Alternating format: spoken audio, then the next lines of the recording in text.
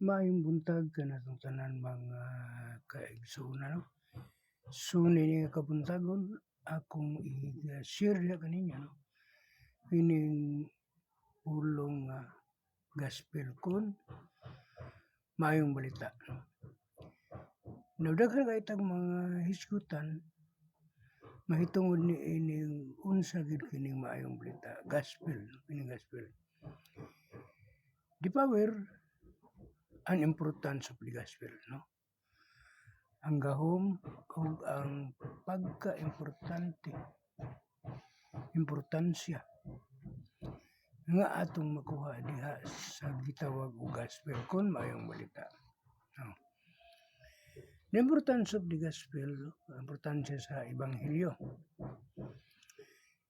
Minumduman nato nga sa Romans 1:16 miingon sa Apostol Pablo, "For I am not ashamed of the gospel of Christ, for it is the power of God unto salvation to everyone who believe."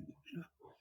So, ang giingon diha ni Apostol Paul, ang maayong balita wala ni gikaulaw tungod kay mao kini ang gahom sa Dios alang sa kaluwasan ni adtong matag usa nga mituo, no. Salvation to everyone that believe it. Kadto lamang mituo sab, no, ang makabato ni ining mao nga kaluwasan. Apan kung wala kay pagtuo, dili gid ka makapahimulos niini. So, mga igsoon, mahinumduman nato nga the gospel is God's power to save mankind. No, dili ni ordinaryo nga kining mensahe lamang. Mao ang gahom sa Dios nga nagdala og kaluwasan ngadto sa tanan, no, sa tanan nga mingtuo. The gospel is written in our heart, no. Ang ebanghelyo kining maayong balita nasulat kini sa ato ang tagsa-tagsa ka kasing-kasing sa dihang maminaw nato, mabatian nato ug unsa kining mao nga maayong balita andin nakabaton ka og pagtuo. Then naisulat na kana sa imuhang kasing-kasing. No, angay natong hinumduman nga ang tao kung maminaw lang makabaton gid siya og pagtuo. Kay sumala pa ni Apostol Paul sa Romans, ang pagtuo magaabot pinaagi sa pagpaminaw. Ye are not written, not with ink, but with the Spirit of the living God, not in tables of stone, but in fleshly tables of the heart. Dili sinulat sa pinaaging tinta, kundi pinaagi sa Espiritu, sa buhing Diyos, sa mga papan, sa tagsa-tagsa ka kasing-kasing. Mao kana ang kamatuoran mga kaigsuonan, mao kana ang atong makuha. Ato siyang mapahimuslan kung kita makabaton og pagtuo pinaagi sa pagpaminaw sa maayong balita. God desires that His gospel be more than words on paper. No, ang tinuod nga ebanghelyo na sulat sa atong kasing-kasing aron atong mabuhi ug matuman adlaw-adlaw. So, sa dihang ang maayong balita, gospel, naisulat na sa imong kasing-kasing, sama ra kana sa gitisok sa Espiritu Santo diha sa imong kasing-kasing. Sama ra kana nga gitanom sa Espiritu diha sa imong kasing-kasing. Ug kini imong pag-atimanon pinaagi sa pagbasa, pagpaminaw sa maayong balita. Okay. Ikatulo, the gospel gives light. No? Ang ebanghelyo naghatag og kahayag.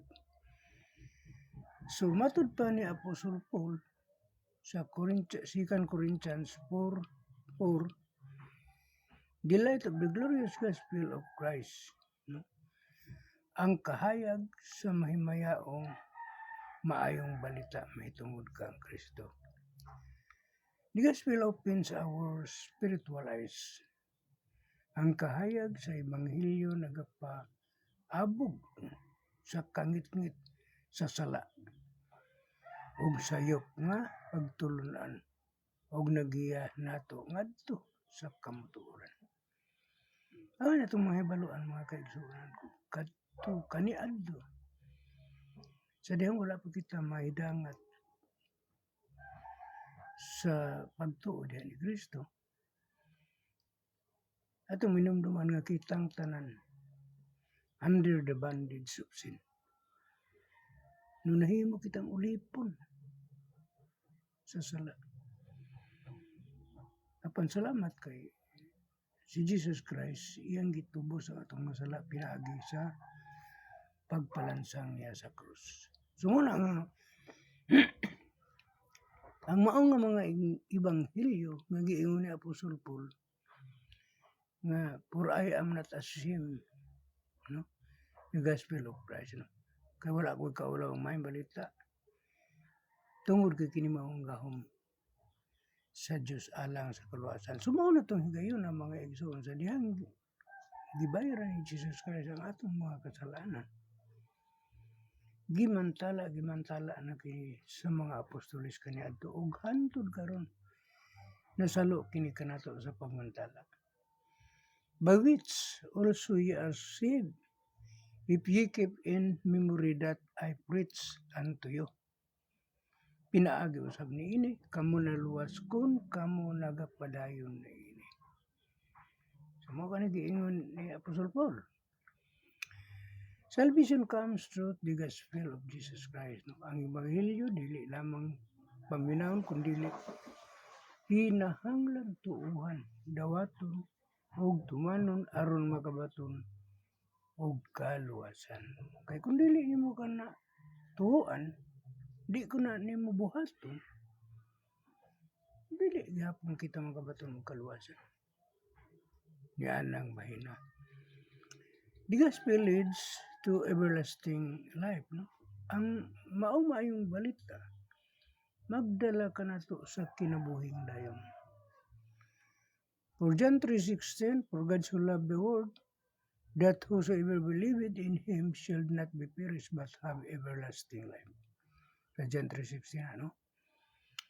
Kay gihugma pag-ayo sa Dios sa ang kalibutan, aron ang tanan nga motuo kaniya adunay kinabuhing dayon. So the gospel points us to Jesus Christ, the source of eternal life. Ang maayong balita nagdala kanato kang Kristo ug pinaagi sa pagtuo ug sa pagsunod kaniya makadawat kita sa kinabuhing dayon. Hinumduman nato nga sumala sa mabasa nato sa Romans 10:17. So then faith cometh by hearing, and hearing by the words of God, no? Ang busa ang pagtuo gikan sa pagpatalinghog o ang pagpatalinghog pinaagi sa pulong sa Dios. So the gospel is powerful mga kaigsuonan ko. The gospel is powerful, life-changing, gives light, saves, and leads to everlasting life.